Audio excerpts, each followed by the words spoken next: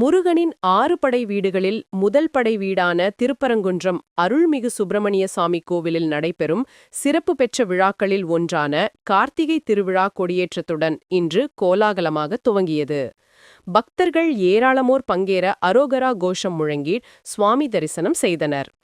விழாவையொட்டி முன்னதாக உற்சவர் சன்னதியில் சுப்பிரமணிய சுவாமி தெய்வானை அம்மனுக்கு பால், பன்னீர், இளநீர் உள்ளிட்ட பல்வேறு அபிஷேக ஆதாரணைகள் நடைபெற்றது.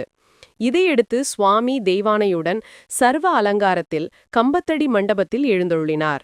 தொடர்ந்து வேத மந்திரங்கள், மங்கள வாத்தியங்கள் முழங்கிட கார்த்திகை தீப கொடியேற்றம் சிறப்பாக நடைபெற்றது. தங்கமுலாம் பூசப்பட்ட கொடிமரத்திற்கு சிறப்பு அபிஷேகம் செய்த அருகம்புல், மா இலை, சந்தனம், குங்குமம், பூமாலைகள் கொண்டு அலங்காரம் செய்யப்பட்டு சிறப்பு தீபாராதனைகள் காட்டப்பட்டது. கார்த்திகை தீப திருவிழா துவங்கியதை அடுத்து சுப்பிரமணிய சுவாமி தெய்வானையுடன் தினமும் காலையிலும் மாலையிலும் பல்வேறு வாகனங்களில் எழுந்தருளி திருவாச்சி மண்டபத்தை வலம் வந்து பக்தர்களுக்கு அருள் பாலிக்கும் நிகழ்வு நடைபெறும்.